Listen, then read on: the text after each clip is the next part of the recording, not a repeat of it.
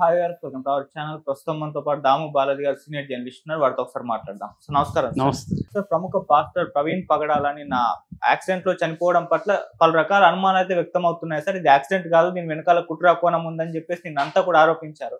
ఇప్పుడు అసలు చంపింది ఎవరో తెలిసిపోయింది అని చెప్పేసి చాలా మంది పోస్టులు అయితే పెట్టేస్తున్నారు. మరి ప్రముఖంగా వాళ్ళు ఎవరిని టార్గెట్ చేసి ఈ రకంగా ఆరోపణలు చేస్తున్నారు అండ్ పోలీసుల వర్షన్ ఏ విధంగా ఉంది సార్ మరి ఇప్పటివరకు ఈ విషయం? పాస్టరు ప్రవీణ్ పగడాల, ఆయన వెరీ పాపులర్. ప్రవీణ్ కుమార్ పగడాల అంటే చాలామంది బయట జనాలకు తెలియకపోవచ్చు, కానీ సోషల్ మీడియాలో ఫాలో అయ్యే వాళ్ళకి అందరికీ తెలుసు. అతను బేసిక్గా ఏంటంటే అపాలజిస్ట్ అంటారు క్రిస్టియానిటీలో. అపాలజిస్ట్ అంటే తమ మతాన్ని సమర్థించుకోవడానికి ఆర్గ్యుమెంట్స్, డిస్కోర్సు ఇవన్నీ చేసే వాళ్ళని అపాలజిస్ట్ అంటారు. అంటే వాళ్ళు ఏదో మూఢంగా ఈ మతాన్ని నమ్మండి అని చెప్పడం కాకుండా లాజికల్గా ఈ మతం ఎలాంటిది, క్రైస్తు దేవుడు ఎలా అయ్యాడు, ఇవన్నీ లాజికల్గా ఎక్స్ప్లెయిన్ చేస్తూ పురాణాలని కూడా కోట్ చేస్తూ వేరే మతాల గురించి కూడా మాట్లాడుతూ ఒక ఆర్గ్యుమెంటేటివ్గా సపోర్ట్ లాజికల్గా ఆర్గ్యుమెంటేటివ్గా డిస్కోర్స్ అంటారు. డిస్కోర్స్, వాద వివాదాలు చేస్తూ ఉండే వాళ్ళని అపాలజిస్ట్ అని పిలుస్తారు. వీళ్ళు క్రిస్టియానిటీలో ఎప్పటి నుంచో ఉన్నారనమాట. ఈయన కూడా అట్లాంటి ఒక అపాలజిస్టుగా ఉంటున్నాడు. తర్వాత ఆయన కొన్ని ఛానల్స్, కాల్వరీ టీవీ, రక్షణ టీవీ ఇలాంటి అనేక ఛానల్స్లో కూడా చాలా స్ట్రాంగ్గా ఆయన క్రిస్టియానిటీని సపోర్ట్ చేసుకోవడం, హిందూ మతం లేదా ముస్లిం మతంలో ఉండే దురాచారాలు కావచ్చు, లేకపోతే అనేక దాని ఏమంటారు లాజికల్గా లేని అనేక అంశాలని ఎత్తి చూపడం. అట్లాగే ఇండియన్ హిందూ మతంలో, ఇండియన్ కాంటెక్స్ట్లో కులాన్ని ఆయన బలంగా తీసుకోవడం, వర్ణ వ్యవస్థ కావచ్చు, కుల వ్యవస్థ కావచ్చు, దాని గురించి గట్టిగా మాట్లాడడం, ఇవన్నీ కూడా చేస్తాడు. సో అందుకనే ఆయనకి ఎనిమీస్ కూడా స్ట్రాంగ్గా ఉన్నారు. చాలామంది ఈయనంటే పడని వాళ్ళు చాలామంది ఉన్నారు. ఈయనకి వ్యతిరేకమైన పోస్టులు కూడా విపరీతంగా ఉన్నాయి. సో ఈయనకి 3 రకాల ఎనిమీస్ మనకు కనబడతారు. ఒకటేమో క్రిస్టియానిటీలోనే ఇతని పట్ల వ్యతిరేకత ఉండేవాళ్ళు, ముఖ్యంగా కార్పొరేట్ పాస్టర్స్ అంటారు.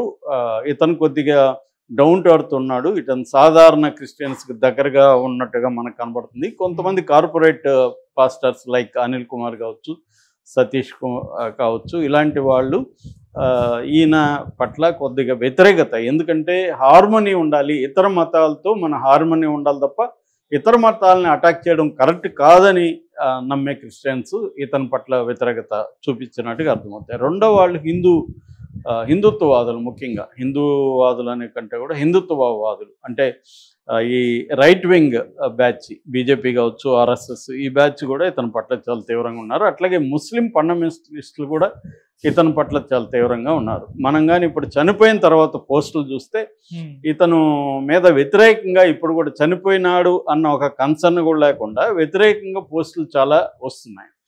సో ఈ ముగ్గురులో ఎవరు చంపారు అన్నది ఇప్పుడు చర్చ. దీనికి ముందుగా అసలు ఏం జరిగిందని చూస్తే, మంగళవారం మార్నింగ్ ఆయన రాజమండ్రికి వెళ్తున్నాడు. తిరుపతి, మన హైదరాబాద్ నుంచి రాజమండ్రికి ఆయన రాయల్ ఎన్ఫీల్డ్లో బయలుదేరాడు.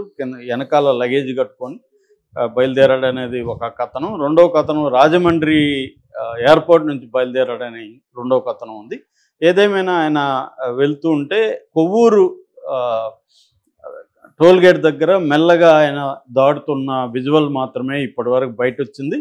సో దాని తర్వాత ఆయన ఈ మన రాజానగరం పోలీస్ స్టేషన్ పరిధిలో దివాన్ చెరువు, గామన్ బ్రిడ్జి అనే దారి ఉంటుంది. ఆ దారిలో ఆయన కొంతమూరుకి దగ్గరలో, కొంతమూరు ఆటో నగర్ రూట్ అది, కొంతమూరుకి దగ్గరలో నయారా పెట్రోల్ బంక్కి ఆపోజిట్లో యాక్సిడెంట్కి గురయ్యి చనిపోయినాడు అనేది కథనం అనమాట.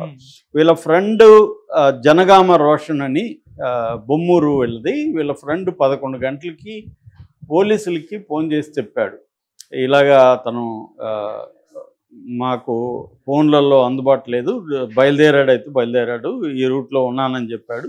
అంటే వాళ్ళు ఆ రూట్లో పోలీసులు వెళ్ళి సెర్చ్ చేసినప్పుడు ఈ నయారా పెట్రోల్ బంక్ ఆపోజిట్లో రోడ్డుకి కింద బండి పడిపోయింది. బండి ఈయన మీద పడిపోయింది, హెల్మెట్ ఉంది, తలకు గాయాలయ్యాయి, పెదాలు పగిలిపోయాయి. సో వాళ్ళు పోలీసులు ఇది యాక్సిడెంటు, ఆయన ఫస్ట్ ఏమని వచ్చిందంటే ఏదో గుర్తు తెలియని వెహికల్ గుద్దేసి వెళ్ళిపోయిందని వచ్చింది. దాని తర్వాత మేము సీసీటీవీలో పరిశీలించాం. ఈయన రోడ్డు నుంచి ఈయన బైకే స్కిడ్ అయిందా మరి ఏమైందో తెలీదు. బైకే పక్కకి వెళ్ళిపోయింది, పడిపోయింది. ఆయన మీద పడడంతో ఆ వెయిట్కి ఆయన చనిపోయాడు అని పోలీసులు చెప్తున్నారు. ముఖ్యంగా అక్కడ local CI Rajanagaram CI Prasanna Veerayya Goud అదే అనౌన్స్ చేశాడు. ఎస్ఐ మనోహర్ దీని మీద ఇది చేస్తున్నాడు. దాని తర్వాత తూర్పుగోదావరి జిల్లా ఎస్పీ నరసింహకిషోర్ కూడా దీని మీద తీవ్రంగానే స్పందించారు.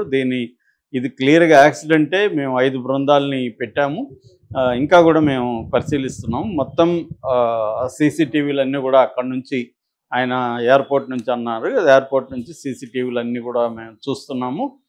కానీ ఈ లోపల మీరు లేనిపోని ప్రచారాలు తీయకండి, అట్లేమన్నా చేస్తే మేము అరెస్ట్ చేసి కోర్టుకు పెడతామని కూడా ఆయన తీవ్రంగా హెచ్చరికలు చేశాడు. ఇప్పుడు ఏంటంటే ఆంధ్రప్రదేశ్లో ఒక వాతావరణం గత కొంతకాలంగా క్రిస్టియన్లకు వ్యతిరేకంగా ఉన్నట్టుగా చాలామంది క్రిస్టియన్ పాస్టర్స్ కావచ్చు, క్రిస్టియన్ నాయకులు కావచ్చు ఆరోపిస్తున్నారు. ఎందుకంటే చర్చిలకు అసలు అనుమతులు ఉన్నాయా లేదా తేల్చమని ఒక జీవో వచ్చింది మొన్ననే అని చెప్తున్నారు. అంటే ఈ మధ్యకాలంలో పవన్ కళ్యాణ్ చాలా తీవ్రంగా సనాతనం మాట్లాడుతున్న క్రమంలో గతంలో జగన్ 5 ఏళ్ల పరిపాలనలో క్రిస్టియానిటీకి ఎక్కువగా ఇంపార్టెన్స్ ఇచ్చాడు, క్రిస్టియన్ చర్చిలు పెరిగాయి, కన్వర్షన్స్ పెరిగాయి అన్న విమర్శలు ఉన్న టైంలో ఇప్పుడు ఒక కొత్త జీవో వచ్చింది. ఆ జీవో ఏంటంటే క్రిస్టియన్ చర్చిలకి అనుమతి వేటికి ఉన్నాయి, అనుమతి వేటికి లేవు, మాకు నివేదిక ఇవ్వండి అని ఒక జీవో పాస్ చేశారనేది ఒక వార్త. రెండవ వార్త, తూర్పుగోదావరి జిల్లాలో కొవ్వూరు నియోజకవర్గం నల్లజర్లలో అంబేద్కర్ విగ్రహానికి చెప్పులు దండ వేశారని ఆ ఏరియాలో ఒక టెన్స్ వాతావరణం ఉంది. ఈ వాతావరణం నేపథ్యంలో ఈ ప్రవీణ్ పగడాల చనిపోవడం అది ఆత్మహత్య అనేది ఇప్పటికైతే పోలీసులు అఫీషియల్గా తేల్చట్లేదు.